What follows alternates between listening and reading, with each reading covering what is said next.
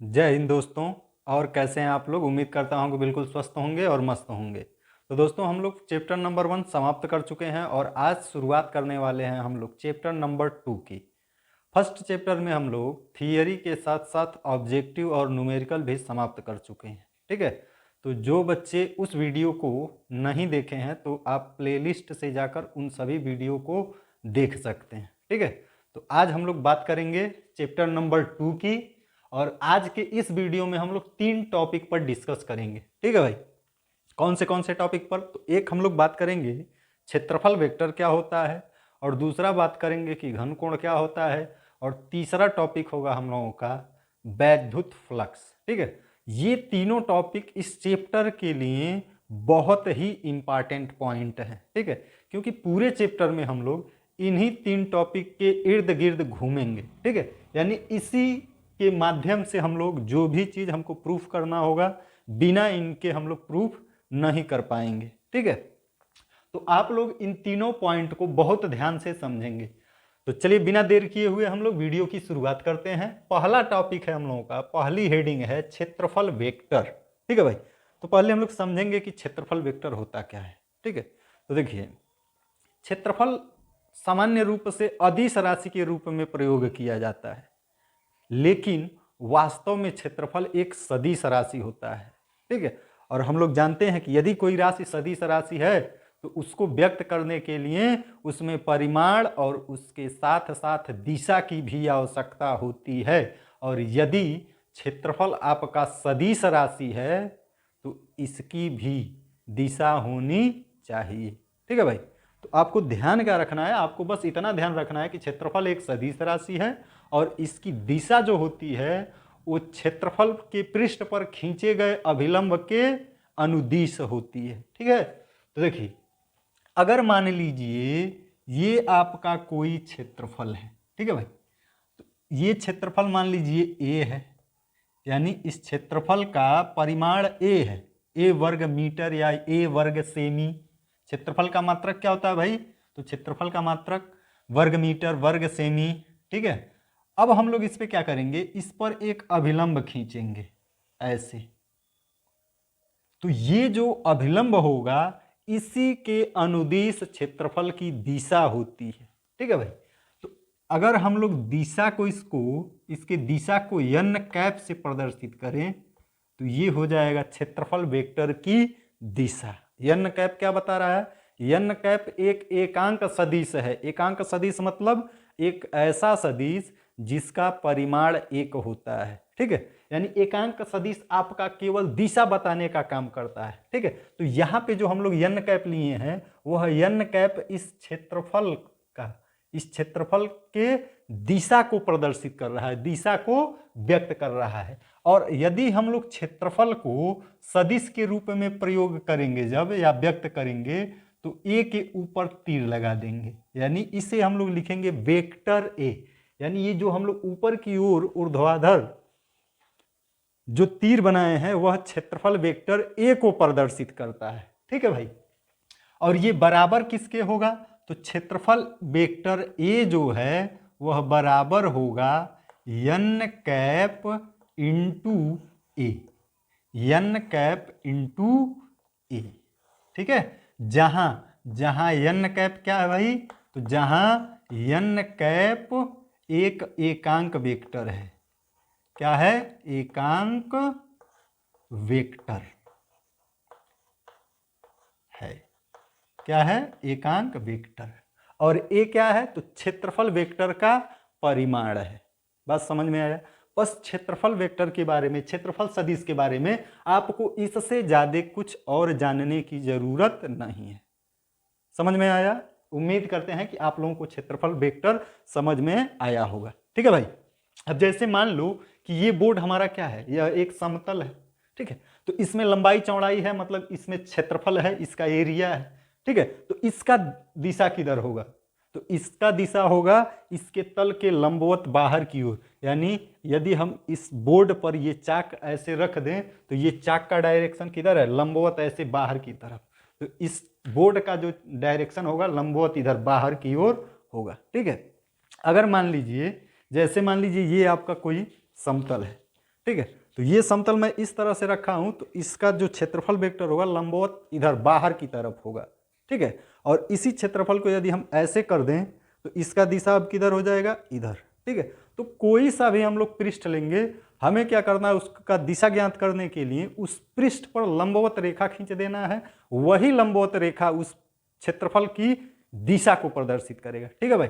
अब अलग अलग टाइप के हम लोग पृष्ठ लेंगे तो आपका अलग अलग क्षेत्रफल वेक्टर की दिशा भी होगी। जैसे मान लीजिए ये आपका सिलेंडर बन गया, कागज को मोड़ दिए हम तो ये क्या बन गया भाई, ये सिलेंडर बन गया, ठीक है। अब इस पर हम यदि हम लोग क्षेत्रफल वेक्टर निकालें तो जैसे मान लीजिए एरिया अगर हम इधर लेंगे तो इस पर क्षेत्रफल वेक्टर इधर होगा, लेकिन यदि एरिया हम इधर सामने की तरफ ले रहे हैं तो इस पर क्षेत्रफल वेक्टर किधर होगा, इधर की ओर होगा। यदि इस साइड लेंगे तो इस पर क्षेत्रफल वेक्टर किधर होगा भाई, इस साइड लेंगे तो इस साइड क्षेत्रफल वेक्टर इधर होगा। यदि इधर पीछे ले रहे हैं तो इस पर क्षेत्रफल वेक्टर किधर होगा, इधर की ओर होगा।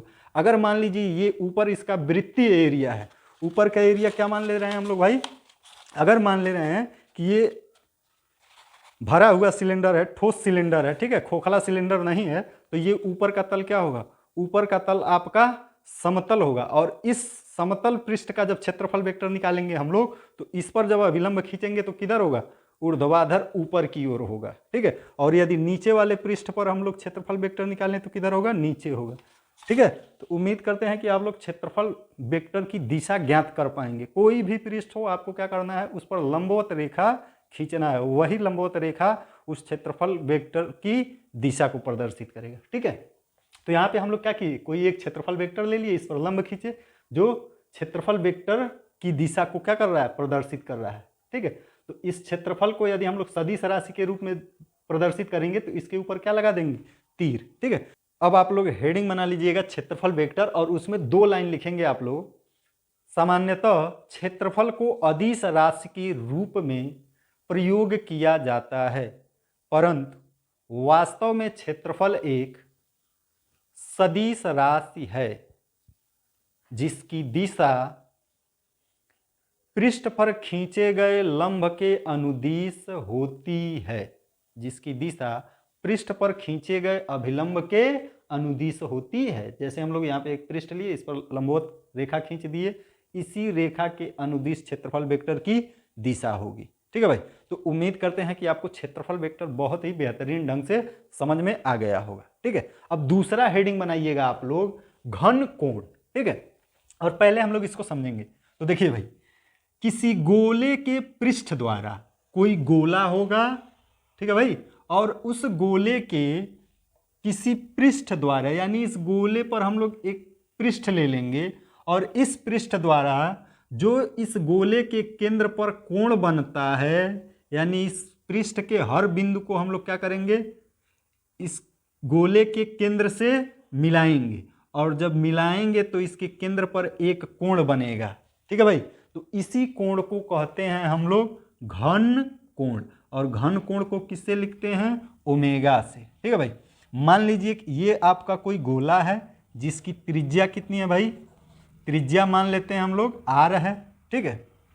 और इसके पृष्ठ पर जो क्षेत्रफल लिया जा रहा है, यह क्षेत्रफल मान लीजिए कि आपका क्या है, dA है, ठीक है। तो इस dA क्षेत्रफल द्वारा जो इसके केंद्र पर कोण बनेगा, उसी केंद्र को हम लोग क्या कहेंगे भाई, घन कोण कहेंगे, ठीक है। आप इसको ऐसे समझ सकते हैं, ये देखने में कैसा लगेगा, तो ये देखने में बिल्कुल शंकु जैसे, जैसे मान लीजिए ये आपका पेज है, ठीक है, और इसको हम इस तरह से मोड़ दें, ठीक है भाई। अगर इस तरह से मोड़ दें तो ये क्या बन जाएगा, ये आपका एक शंकु जैसी आकृति बन जाएगी, ठीक है। और इसको समझिए कि ये बराबर यहां से काट दिया जाए, ठीक है। तो आप देखेंगे कि यहां पे जो कोण बनेगा, ठीक है, ये जो कोण बन रहा है, यही कोण आपका क्या कहलाता है भाई, घन कोण कहलाता है, ठीक है। यानी इसके अंदर जो इस पॉइंट पर कोण बन रहा है सर्कल टाइप, उसी कोण को क्या कहेंगे, घन कोण कहते हैं, ठीक है। तो जब भी आप गोले के, ये समझिए गोला है और गोले पे हम लोग क्या कर दिए भाई, एक पृष्ठ ले लिए, यानी गोले पे ऐसे चारों तरफ क्या कर दिया गया है, एक छोटा सा एरिया dA ले लिया गया है, ठीक है। और इस गोले के हर पॉइंट को हम लोग क्या किए हैं, केंद्र से मिलाए हैं, यानी इस पे बहुत सारे बिंदु होंगे ना, सारे बिंदुओं को किससे मिलाया गया है, बिंदु ओ से, ठीक है। तो इसके केंद्र ओ पर एक कोण बनेगा, ठीक है, जहां जो हम लोग इस पे देख रहे हैं ना, सर्कल टाइप का कोण बनेगा, और इसी कोण को हम लोग क्या कहते हैं, घन कोण कहते हैं, और इसको ओमेगा से प्रदर्शित किया जाता है। किससे प्रदर्शित किया जाता है भाई, ओमेगा से, ठीक है। यहाँ पे हम लोग डी ओमेगा क्यों लिए हैं, क्योंकि यहाँ पे हम लोग क्षेत्रफल कितना माने हैं, डी ए माने हैं। डी लग जाए इसका मतलब आप समझ लीजिएगा कि अगर किसी को प्रदर्शित कर रहे हैं हम लोग डी के साथ, जैसे ए मतलब एरिया, डी ए मतलब डी लग गया, इसका मतलब वह एरिया जो इतना सूक्ष्म है, इतना सूक्ष्म है, इतना सूक्ष्म है कि इससे सूक्ष्म एरिया संभव नहीं है, ठीक है। यानी ये एरिया हम लोग दिखाने के लिए तो इतना बड़ा लिए हैं, वास्तव में वह एरिया उतना बड़ा नहीं है, ठीक है। ये क्या है, डीए मतलब बहुत ही सूक्ष्म एरिया, ठीक है। तो जब सूक्ष्म एरिया लोगे तो केंद्र पर कोण भी तो क्या बनेगा, सूक्ष्म ही बनेगा। जबकि एरिया कम होगा, क्षेत्रफल कम होगा, तो केंद्र पर बनने वाला कोण भी क्या होगा, वह भी कम होगा। इसीलिए इसके साथ भी डी लगा है, यानी डीए द्वारा जो कोण बन रहा है डी ओमेगा बन रहा है, ठीक है। अब देखो, अगर किसी गोले की त्रिज्या आर हो, गोले की त्रिज्या क्या हो भाई, आर हो, तो उस गोले के केंद्र पर बनने वाला कोण जो होगा डी ओमेगा, वह बराबर होगा D A upon R square, D A upon R square, ठीक है भाई। ये आपका घन कोण का फार्मूला है, ये आपका क्या है, तो ये आपका घन कोण का फार्मूला है, ठीक है। ये आता कहाँ से है, तो उसको समझ लीजिए। जो गोले का क्षेत्रफल होता है ए, ठीक है, वह त्रिज्या आर के वर्ग के अनुक्रमानुपाती होता है। यानी जैसे जैसे किसी गोले का, जैसे जैसे किसी गोले की त्रिज्या बढ़ेगी, ठीक है, वैसे वैसे उस गोले का क्षेत्रफल भी क्या होता जाएगा, बढ़ता जाएगा, ठीक है भाई। तो यहां से अगर ये हम लोग साइन हटाएं तो एक नियतांक आएगा, ठीक है, ओमेगा, जिसको हम लोग ओमेगा से लिख दें या डी ओमेगा से लिख दें, आर स्क्वायर, और डी ओमेगा बराबर हो जाएगा D A upon R square, ठीक है। तो अगर आप चाहें तो ये लाइन याद रखेंगे, नहीं तो सीधे आपको ये बात पता होना चाहिए कि गोले के किसी पृष्ठ द्वारा जो उसके केंद्र पर कोण बनेगा, घन कोण, वह बराबर होगा D A upon R square, यानी गोले के पृष्ठ पर लिया गया क्षेत्रफल बटा उस गोले के त्रिज्या का वर्ग, ठीक है। ये आपका क्या है, घन कोण का फार्मूला। कब, जब ये क्षेत्रफल आपका किसी गोले के पृष्ठ पर होगा तब, ठीक है भाई। अब हम लोग देखेंगे कि किसी क्षेत्रफल अवयव डीए द्वारा, किसी क्षेत्रफल अवयव डीए द्वारा आर दूरी पर स्थित किसी बिंदु ओ पर, कितनी दूरी पर स्थित है भाई, आर दूरी पर स्थित किसी बिंदु ओ पर कितना घन कोण बनेगा, ठीक है भाई। ये क्या है, आर दूरी पर स्थित है, ठीक है।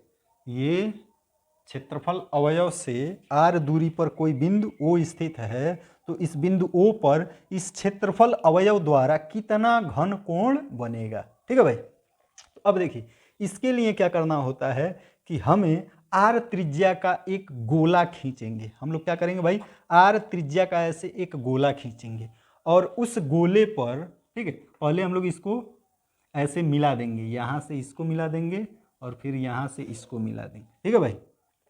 और यहाँ पे जो घन कोण बन रहा है, यही अपने को पता करना है कि यह घन कोण डी ओमेगा किसके बराबर होगा, ठीक है। और ये हम लोग कब ज्ञात करेंगे, जब ये क्षेत्रफल अवयव जो है किसी गोले के पृष्ठ पर स्थित नहीं है, ठीक है। ये आपका किसी गोले के पृष्ठ पर स्थित नहीं है, यानी ये कोई वैसे ही क्षेत्रफल है, जैसे मान लीजिए कोई आप कागज का टुकड़ा काट के ऐसे रख दीजिए और कहिए कि इसके कारण यहाँ पे हमको घन कोण पता करना है, ठीक है। तो ये उसी टाइप से है कि ये कोई क्षेत्रफल अवयव है, इसके कारण हम लोग आर दूरी पर कोई बिंदु है और यहाँ पे हमको घन कोण पता करना है कितना होगा। तो देखिए, इसके लिए हम लोग क्या करते हैं भाई, इस ओ को केंद्र मानकर आर त्रिज्या का एक गोला खींचेंगे, और जब गोला खींचेंगे तो उस गोले पर इसका प्रक्षेप पड़ेगा, ठीक है भाई। प्रक्षेप कहिए या आप कहिए छाया, परछाई पड़ेगी, ठीक है भाई। ये समझिए कि उस पर पड़ने वाली छाया है, ये क्या है भाई, पड़ने वाली छाया है, ठीक है। और इसका मान होगा, इसका मान कितना होगा, तो इसका मान होगा DA कास थीटा। इस गोले पर पड़ने वाले प्रक्षेप का मान कितना होगा, DA कास थीटा। ठीक है, इस O को P से मिलाते हुए हम लोग एक एकांक वेक्टर या OP के अनुदिश एक एकांक वेक्टर n कैप खींचेंगे। ठीक है, और जो क्षेत्रफल लिए थे हम लोग, इस क्षेत्रफल अवयव DA पर जो हम लोग अभिलंब खींचेंगे वह आपका होगा वेक्टर DA। और मान लीजिए कि इनके बीच में कोण कितना बन रहा है, थीटा। अगर कोण यहाँ थीटा होगा तभी यहाँ पर जो प्रक्षेप का क्षेत्रफल है DA कास थीटा होगा। अगर यहाँ कोण हम लोग यक्स ले लेते तो ये हो जाता है DA कॉस यक्स। बात समझ रहे हैं कि नहीं भाई? ये DA कास थीटा कब होगा प्रक्षेप, जब क्षेत्रफल वेक्टर यानी जो क्षेत्रफल अवयव था उस पर अभिलंब हम लोग खींचे हैं ना, उस अभिलंब और जो एकांक वेक्टर हम लोग OP के अनुदिश माने हैं उसके बीच में बनने वाला कोण क्या है, थीटा। तब जाके आपका ये जो प्रक्षेप पड़ रहा है गोले के पृष्ठ पर उसका मान कितना होगा, DA कास थीटा। ठीक है, तो देखिए ये इसका क्षेत्रफल है कितना, तो DA, और ये जो प्रक्षेप पड़ा है इसका क्षेत्रफल कितना है, DA कास थीटा। और आप देखेंगे कि जितना कोण इसके कारण यहाँ बन रहा है उतना ही कोण इसके कारण भी यहाँ पे क्या हो रहा है, बन रहा है। ठीक है, लेकिन अंतर क्या है कि ये जो प्रक्षेप है ये गोले के पृष्ठ पर है और ये आपका गोले के पृष्ठ पर नहीं है। तो जो फार्मूला हम लोग यहाँ पढ़े थे वही फार्मूला अगर इस पे लगा देंगे तो बनने वाला घन कोण का मान होगा DA cos theta upon R square.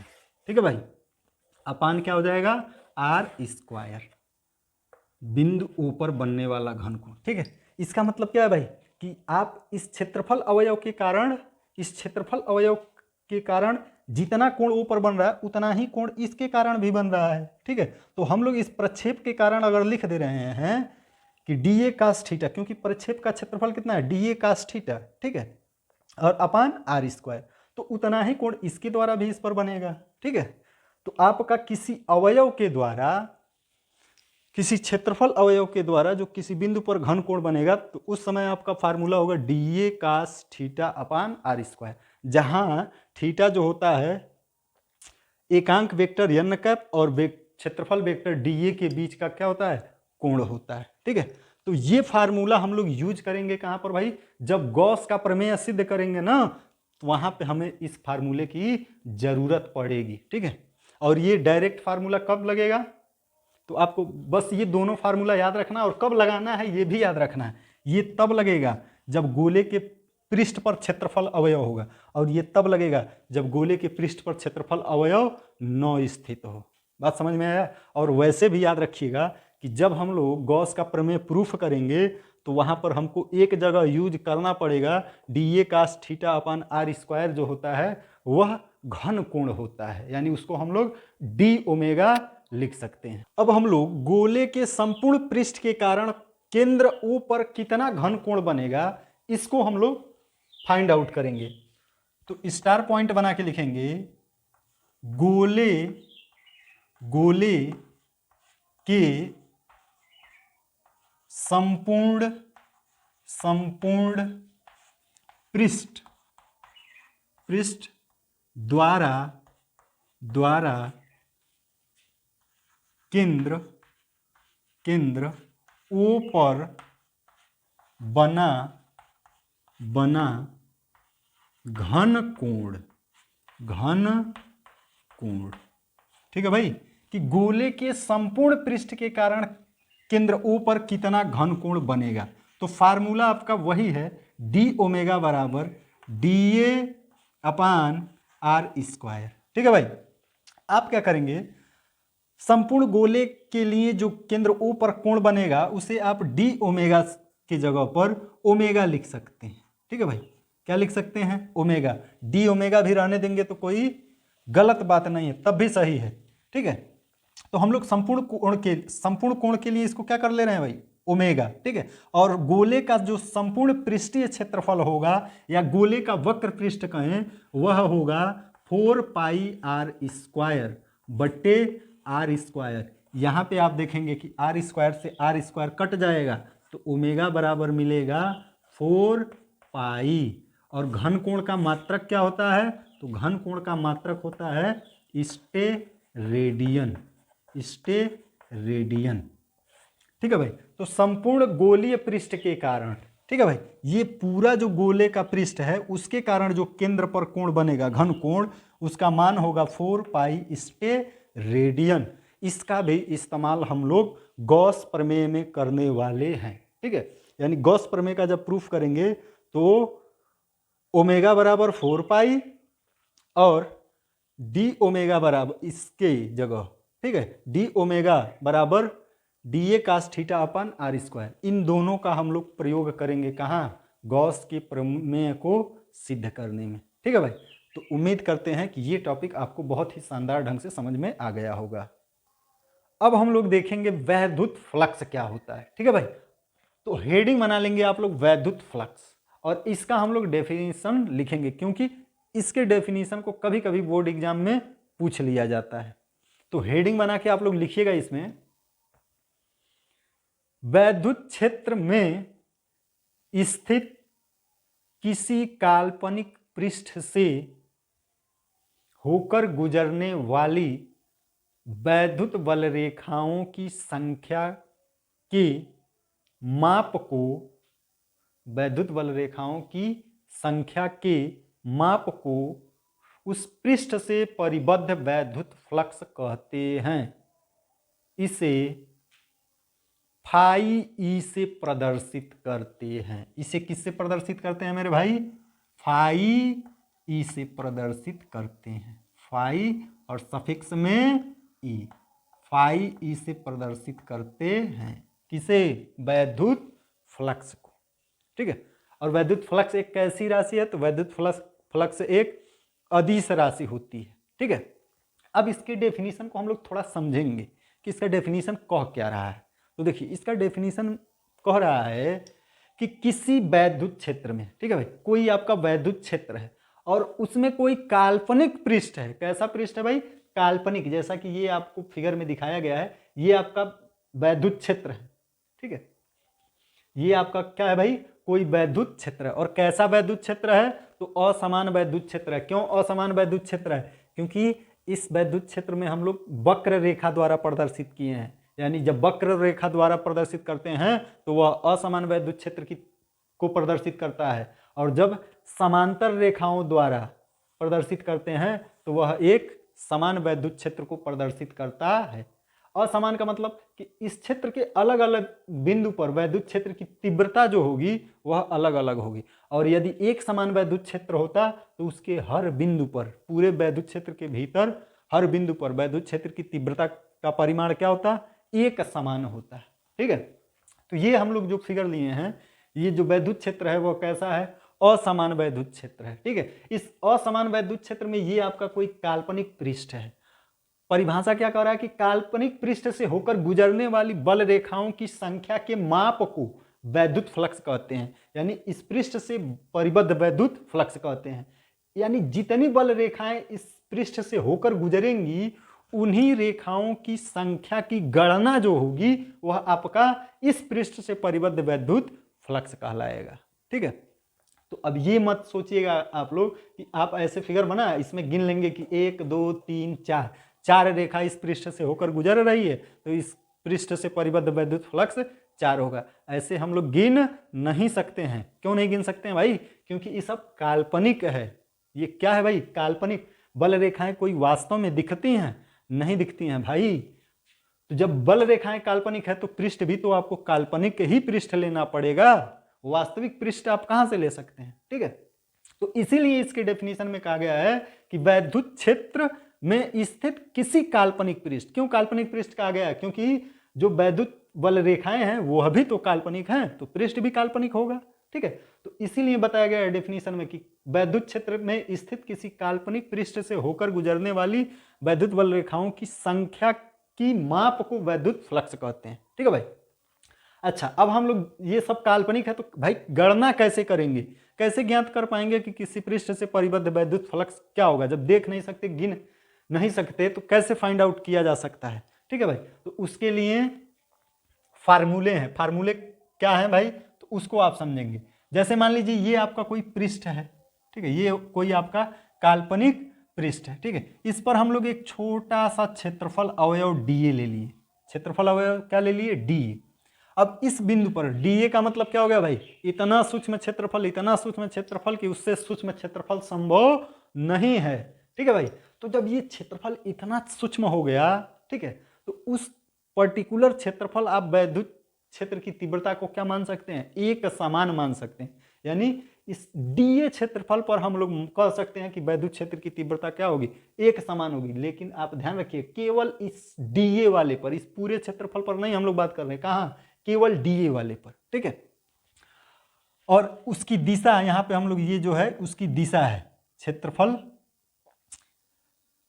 वैद्युत क्षेत्र की दिशा ये हो गई। और इस क्षेत्रफल अवयव पर हम लोग अभिलंब जो खींच देंगे डीए, यह क्षेत्रफल वेक्टर डीए को प्रदर्शित करेगा। ठीक है, यानी ये क्षेत्रफल वेक्टर की दिशा है। ठीक है भाई, और इन दोनों के बीच में आप मान लीजिए कि जो कोण बन रहा है वो कितना बन रहा है, तो थीटा कोण बन रहा है। कितना कोण बन रहा है भाई, थीटा कोण। किसके बीच में, वैद्युत क्षेत्र और क्षेत्रफल वेक्टर डीए के बीच बनने वाला कोण क्या बन रहा है, डीए। तो देखिए, इस क्षेत्रफल अवयव डीए से होकर गुजरने वाला वैद्युत फ्लक्स जो होगा वह बराबर होगा vector E dot vector DA, vector E dot vector D. मतलब वैद्युत क्षेत्र की तीव्रता ई और क्षेत्रफल वेक्टर डीए की अदिश गुणन के बराबर होगा। अदिश गुणन कहिए या फिर स्केलर गुणन कहिए। ठीक है भाई, इसी गुणनफल को हम लोग क्या कह देंगे, वैद्युत क्षेत्र यानी वैद्युत फ्लक्स कहेंगे। यानी ये जो गुणनफल होगा, अदिश गुणनफल, यही गुणनफल आपका क्या कहलाएगा, वैद्युत फ्लक्स कहलाएगा। ठीक है, तो चूंकि हम लोग ये किसके कारण निकाल रहे हैं, ये सूक्ष्म क्षेत्रफल अवयव डीए के कारण, तो यहां पर जो फ्लक्स मिलेगा वह भी डी फाई ई होगा, यानी सूक्ष्म फ्लक्स होगा। ठीक है भाई, तो ये किसके कारण आ गया, ये क्षेत्रफल अवयव के कारण आ गया, सूक्ष्म क्षेत्रफल अवयव। अगर हम लोग संपूर्ण क्षेत्रफल के कारण, यानी ये जो पूरा क्षेत्रफल ए है, इसके कारण अगर हम लोग वैद्युत फ्लक्स निकालें तो ये हो जाएगा फाई ई बराबर integration E vector E dot vector D. ठीक है भाई, यानी यदि हम लोग इसी का समाकलन कर दें तो आपको इस पूरे पृष्ठ से होकर गुजरने वाला वैद्युत फ्लक्स आ जाएगा। ठीक है, जहां पर ये जो आपका इंटीग्रेशन ए है, यह किसको प्रदर्शित करता है, तो यह प्रदर्शित करता है पृष्ठीय समाकलन।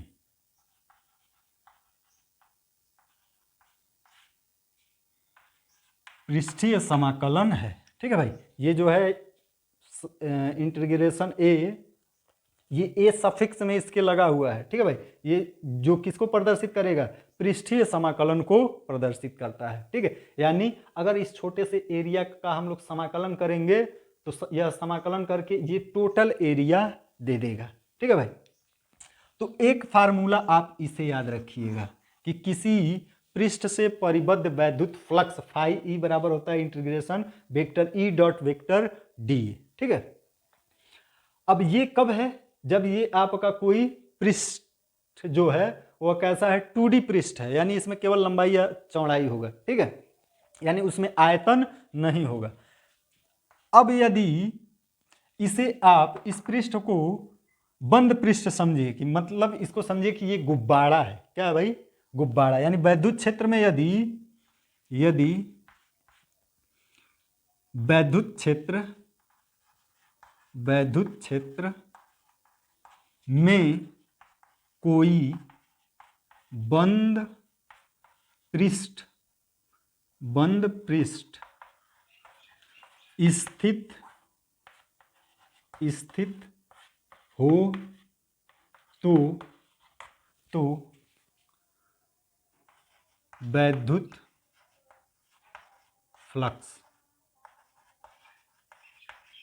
ठीक है भाई, आप इसको ऐसे लिख सकते हैं कि यदि वैद्युत क्षेत्र में कोई बंद पृष्ठ स्थित हो तो उस पृष्ठ से होकर गुजरने वाला वैद्युत फ्लक्स।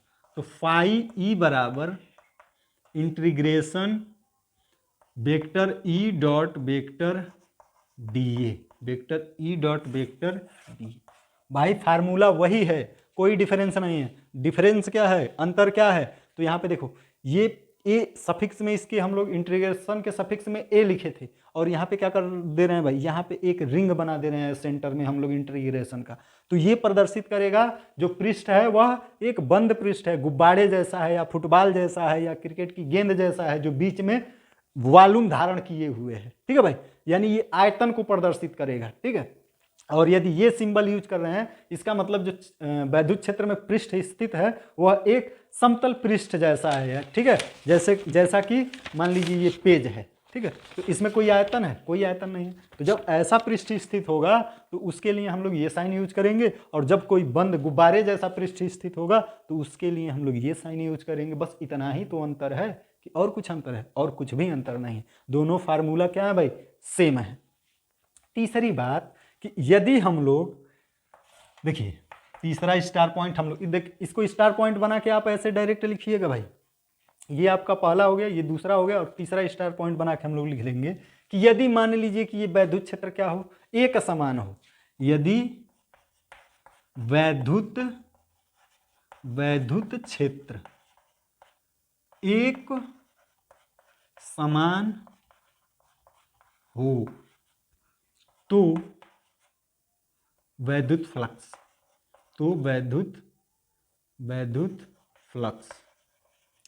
तब वैद्युत फ्लक्स क्या होगा भाई? तब वैद्युत फ्लक्स फाई ई बराबर होगा वेक्टर ई डॉट, या आप इसी को चलिए vector E dot vector D A नहीं, vector A, vector E dot vector A.